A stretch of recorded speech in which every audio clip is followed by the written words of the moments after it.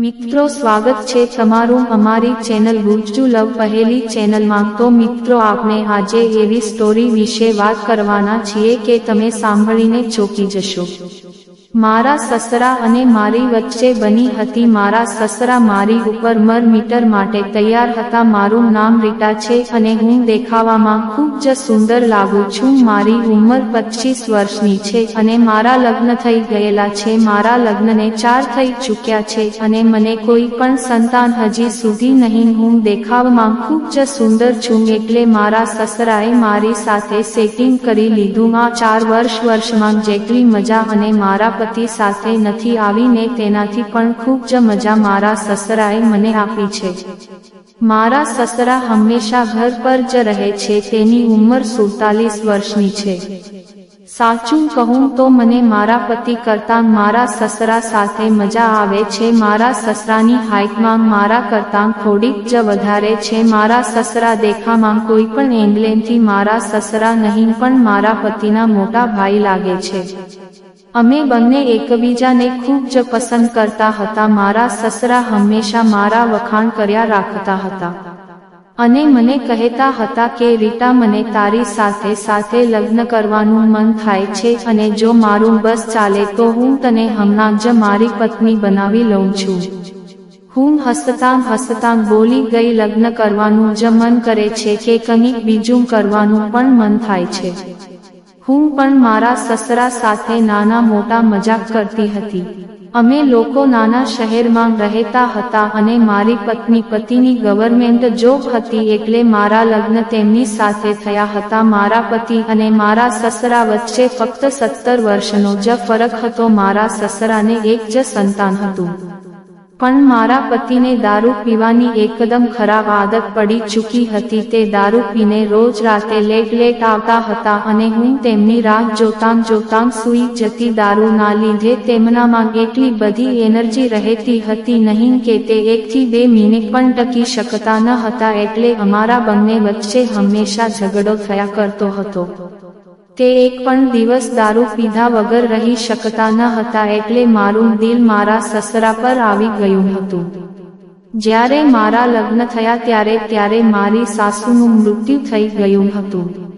એક દિવસ વરસાદ વરસી રહ્યો હતો। હું ઘરમાં કમ્પાઉન્ડર ઘરનું કામ કરી રહી હતી। વરસાદ થવાની હું ભીંજતી ગઈ અને મારા સસરા ત્યાં ઘરની બહાર બેઠા હતા અને મને ટાંકીને જોઈ રહ્યા હતા। થોડીવારમાં જ વરસાદ ખૂબ જ વરસી રહ્યો હતો અને હું પૂરી રીતે ભીંજાઈ ગઈ હતી। તેના લીધે મારા કપડાં મારા શરીરને ચીપકી ગયા હતા।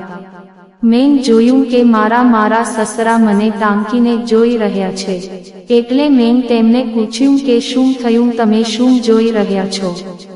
તો મારા સસરા બોલ્યા કે રીટા તમે ખૂબ જ સુંદર લાગી રહ્યા છો અને મારી નજર તમારી ઉપરથી અડતી નથી। રીટા પહેલા તમે તમારા કપડાં બદલી લ્યો, તમે પૂરી રીતે ભીંજાઈ ચૂક્યા છો।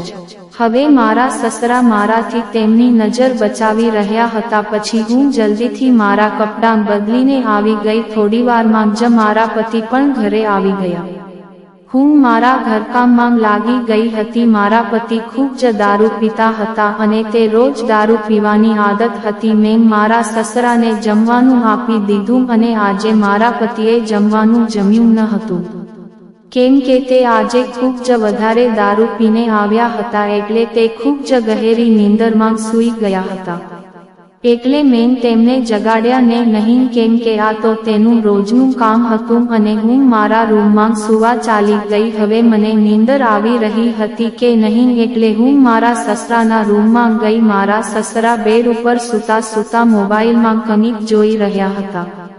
મને જોઈને તે બેસી ગયા અને બોલ્યા કે શું થયું રીઢા, ચિરાગ હજી સુધી સૂતો નથી? તો મેં કહ્યું કે તે તો દારૂ પીને સૂઈ ગયા છે। તેને તો ભાનમાં પણ નથી અને તેને જમવાનું પણ જમ્યું નથી।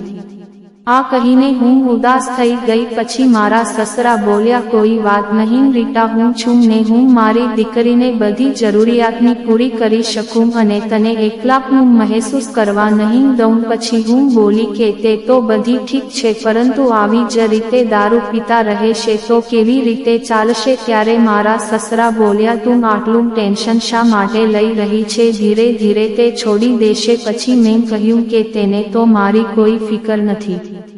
ત્યાં સસરા વાત બદલાવીને બોલ્યા કે તું મને દાદા ક્યારે બનાવીશ? સસરાના મોઢામાંથી આ સાંભળીને મારા ચહેરા પર મુસ્કુરાહટ આવી ગઈ. પછી મેં કહ્યું કે તમને તો મજાક સૂજી રહી છે. પછી સસરા બોલ્યા કે આમ મજાક કરવા વાળી કોઈ વાત નથી. તો પછી તેમને કહ્યું કે તમે તમારા દીકરાને જ પૂછો, તે મહિનામાં ફક્ત 2 થી 3 વખત જ મારી પાસે આવે છે અને દારૂના નશાના લીધે તે ઠીકથી કરી પણ શકતા નથી. આ સાંભળીને મારા સસરા હસવા લાગ્યા. સસરા સાથે વાત કરતાં ક્યારના 12 વાગી ગયા, ખબર જ ના પડી. પછી હું મારા રૂમમાં ચાલી ગઈ. મારો દારૂડિયો પતિ તો પહેલેથી જ સૂઈ ગયો હતો. થોડીવારમાં હું પણ સૂઈ ગઈ. સવાર પડી તો મારા પતિ રોજની જેમ પોતાની ડ્યુટીએ ઉપર ચાલ્યા ગયા અને મારો સસરો પોતાના રૂમમાં જ હતો અને હું કિચનમાં કામ કરી રહી હતી. ત્યારે મારા સસરાએ ચાય પીવી માટે કિચનમાં આવ્યા. તેમને જોઈને હું બોલી કે મને કેમ બૂમ પાડી દેતા હોય તો હું ચાય લઈને આવી જાત. પછી મારા સસરા બોલ્યા કે અરે નહીં, તમને શું કરવા હું તકલીફ આપું? પછી મેં તેમને કહ્યું કે અચ્છા, તો તમને મારી આટલી બધી ફિકર છે? ત્યારે મારા સસરા બોલ્યા કે વહુ, તું એટલી સારી છે કે ફિકર આપમે જ થઈ જાય છે. તો મેં કહ્યું કે તમારો દીકરો તો ક્યારે પણ મારી ફિકર કરતો જ નથી. આવી રીતે અમે ખૂબ જ મજાક કરતા હતા. તો મારું પણ મન લાગવા લાગ્યું હતું, કેમ કે સસરાએ તો મારું દિલ જીતી લીધું હતું. તે મારી આગળ પાછળ જ રહેતા હતા અને ઘરકામ પણ મને મદદ કરતા હતા. એક દિવસ મારા સસરા દારૂ પીને ઘરે આવ્યા. મારા સસરા ક્યારેક થોડો દારૂ પી લેતા હતા. મારો પતિ તો હજુ સુધી ઘરે આવ્યો ન હતો. હું મારા સસરાનો હાથ પકડી અને તેને તેના રૂમમાં લઈ ગઈ અને તેના બેડ ઉપર બેસાડ્યો. હું ત્યારથી જવા લાગી તો તેમને મારો હાથ પકડી લીધો અને પોતાની પાસે બેસાડી લીધી અને કહેવા લાગ્યા કે રીટા, તું મારી પાસે બેસી જા. જ્યારે તું મારી પાસે હોય છે તો મને ખૂબ જ સારું લાગે છે. તે દિવસે મારા સસરા નશામાં હતા અને ખબર નહીં શું બોલી રહ્યા હતા. પછી કહેવા લાગ્યા કે રીટા, હું તારી ખૂબસૂરતીની પૂરી રીતે જોવા માંગુ છું. હું તારી સાથે શરીર સુખ માણવા માંગુ છું, જે મારો દીકરો તારી સાથે નથી કરી શકતો. તને તે બધી ખુશીઓ આપવા માંગુ છું. આટલું બોલતા જ મારા સસરા સૂઈ ગયા. બીજા દિવસે સવારે હું મારા સસરાના રૂમમાં જ ચાય આપવા ગઈ. મારો સસરો પહેલાથી જ જાગી ગયો હતો. મેં તેમને કહ્યું કે કાલ રાતનો નશો ઉતરી ગયો છે ને કે હજુ બાકી છે. તે સમયે મારો સસરો મારાથી નજર મિલાવી શકતો ન હતો અને કહેવા લાગ્યા કે રીટા, મને માફ કરી દે, મેં જાણી જોઈને નથી પીધું. મારા થોડા મિત્રો ભેગા થઈ ગયા તો તેમને મને જબરજસ્તી પીવડાવી દીધું. આજ પછી ક્યારે પણ હું દારૂ નહીં પીવું. હું એકદમ ઇમોશન થઈને કહેવા લાગી, તમારો દીકરો પણ પીને આવે છે અને હવે તમે પણ પીશો તો આ ઘર કેવી રીતે ચાલશે? મારી આ વાત સાંભળીને મારા સસરાની આંખોમાં આંસુ આવી ગયા. તેમને મારા હાથ પકડ્યા અને કહેવા લાગ્યા કે રીટા, તારી કસમ ખાઈને કહું છું કે આજ પછી ક્યારે પણ દારૂ નહીં પીવું અને જો તું કહીશ તો ઘરની બહાર પણ નહીં જવા. સાંભળીને મેં તેમને કહ્યું કે બધો ટાઈમ ઘર પર રહેવાની જરૂર નથી. હું બસ એમ ઈચ્છું છું કે તમે પણ મારા પતિની જેમ દારૂ પીવા ના લાગો. પછી મેં તેમને કહ્યું કે ચલો ચાય પી લ્યો. જેવી તેમને ચાય પીધી ને મેં તેમને પૂછ્યું કે તમે મને ગઈકાલે રાતે શું બોલી રહ્યા હતા? પછી તે કહેવા લાગ્યા કે મને ઠીક નથી. કદાચ કંઈક વધારે બોલી દીધું હોય તો તેના માટે મને માફ કરી દેજો. પણ મેં કહ્યું શું હતું? તમે જ મને કહી દો. મેં તેમને મારા ફોનમાં રેકોર્ડિંગ સંભળાવી દીધું. આ બધું સાંભળીને મારા સસરાએ શરમ આપવામાં લાગી. પછી મને કહેવા લાગ્યા કે તે વખતે મને બિલકુલ પણ ભાન હતું નહીં કે હું શું બોલી રહ્યો છું, પરંતુ મને સસરાની વાતની એ તો ખબર પડી ગઈ કે મારા સસરા મારા વિશે શું વિચારી રહે છે. પછી હું તેમને કહેવા લાગી કે કોઈ વાત નહીં. પછી મારા સસરા મને કહેવા લાગ્યા કે રીટા, તને ખરાબ તો નથી લાગ્યું ને કે હું તારા વિશે શું વિચારી રહ્યો છું?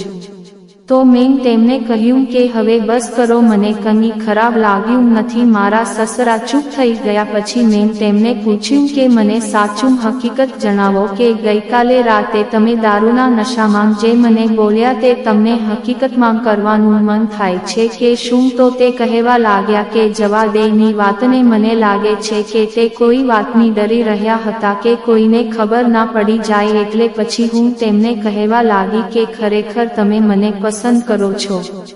તો પણ મારા સસરા કંઈ બોલ્યા નહીં. પછી મેં તેમને મારા કસમ આપ્યા. પછી તે કહેવા લાગ્યા કે રીટા, તું મને ખૂબ જ પસંદ છે. આ વાત મારા સસરાના મોઢેથી સાંભળીને પછી હું તેમના કહેવા લાગી કે તેનો મતલબ એ થયો કે ગઈકાલે રાતે જે પણ તે તમે દારૂના નશામાં કહી તે બધું સાચું છે. આ સાંભળીને મારા સસરાએ તેનું માથું હલાવ્યું. પછી હું તેમને કહેવા લાગી કે તમને તમારી વહુ સાથે આ બધું કરવાની શરમ આવી આવશે નહીં. પછી તે કહેવા લાગ્યા કે એવી કોઈ વાત નથી. તો પછી મેં તેમને કહ્યું કે આજે રાતે તૈયાર રહેજો. મારી વાત સાંભળીને મારા સસરા ખૂબ જ ખુશ થઈ ગયા. હું મારા સસરાને ના રૂમમાંથી બહાર નીકળી ગઈ અને મારા કામ લાગી ગઈ. સાંજે મેં લાલ રંગની સાડી પહેરી હતી અને બધાને જમવાનું જમી લીધું. આજે પણ મારા પતિ રોજની જેમ ખૂબ જ દારૂ પીને આવ્યા હતા. તેમના સૂઈ ગયા પછી હું મારા સસરાના રૂમમાં ચાલી ગઈ. મારા સસરા મારા જ રાહ જોઈ રહ્યા હતા. મને જોઈને એકદમ આશ્રમમાં પડી ગયા અને કહેવા લાગ્યા કે રીટા, આજે તું લાલ સાડી પહેરીને આવી છે, એકદમ મસ્ત ખૂબસૂરત લાગી રહી છે. તેના પછી હું મારા સસરાની બાજુમાં બેસી ગઈ અને મારા સસરા મને જોઈને જોઈ રહ્યા હતા. પછી મેં તેમને કહ્યું કે કંઈક બોલશો કે પછી મને આમ જોતા જ રહેશો? મારા સસરા મારા વખાણ કરવા લાગ્યા અને રૂમની લાઇટ બંધ કરી દીધી. પછી બીજી સવાર પડી. 5 વાગ્યા. હું ઉઠી તો મારા કપડાં અસ્તવ્યસ્ત વિખરાયેલા હતા. મારા એક પણ ખરાબ થઈ ચૂક્યા હતા. મેં મારા સસરાનો હથોડો જોયો તો હું હેરાન થઈ ચૂકી ગઈ હતી. મારા પતિ તો 2 મિનિટ પણ ટકી શકતા ન હતા. નહીં, મારું શરીર તો 3-4 મહિનાથી એકદમ ભારી થઈ ગયું હતું અને આજે એકદમ હલકું થઈ ગયું. પછી હું નહાવા માટે ચાલી ગઈ. પછી મેં બધા માટે ચાય બનાવી. ચાય લઈને હું મારા સસરાના રૂમમાં ગઈ. મારા સસરા જાગી ગયા હતા. તેમને મારો હાથ પકડીને બોલ્યા કે ગઈકાલે રાતે જે પણ થયું તે ફક્ત એક વખત જ હતું કે? પછી હું કહેવા લાગી કે હું વિચારીને તમને કહીશ અને હલકા સ્મિત સાથે હું રૂમની બહાર આવી ગઈ. તેના પછી હું સસરા સાથે મહિનામાં 15-20 વખત અને ક્યારેક તો તેમનેથી પણ વધારે વખત આમ અમારું થઈ જતું હતું. મારા સસરા હવે ઘરે મારી સાથે જ રહેતા હતા. તેમને ઘરની બહાર જવાનું બંધ કરી દીધું હતું. મારા સસરા મને કહેતા કે રીટા, તું જ મારું સર્વથમ છે. હું તારા વગર રહી શકીશ નહીં. તમે આવી પાગલ જેવી વાત કરો નહીં. હવે તે મારી સાથે લગ્ન કરવા માંગતા હતા અને તે બધું હવે અશક્ય હતું. આ બધું કરશું તો સમાજવાળા શું કહેશે? પછી મેં તેમને સમજાવ્યા. ત્યારે જલ્દી તેમને સમજ આવી અને પછી અમને બંનેના અમારી ભૂલોનો અસર થયો. પછી મને સમજાયું કે મહારાજ સસરા મને છોડશે નહીં એટલે મેં તેમને તેમની સાથે ઝઘડવાનું શરૂ કરી દીધું. મારા સસરા તેનાથી દુઃખી થયા લાગ્યા. પછી તે મારાથી દુઃખી થઈને હજ યાત્રા પર નીકળી ગયા. હવે મારા સસરા મારાથી બિલકુલ વાત કરતા હતા નહીં. તે પૂરી રીતે એકદમ બદલી ચૂક્યા હતા. અમારા વચ્ચેનું જે પણ હકીકત હતી તે તમે કોઈ પણ ખબર પડવા દીધી નહીં હતી. મિત્રો, આજની વાર્તા વિશે તમારો શું અભિપ્રાય છે? મિત્રો, તમને આ વાર્તા કેવી લાગી કોમેન્ટ કરીને જણાવો અને તમને આ વાર્તા ગમી હોય તો ગુજ્જુ લવ પહેલી ચેનલને સબસ્ક્રાઇબ કરો.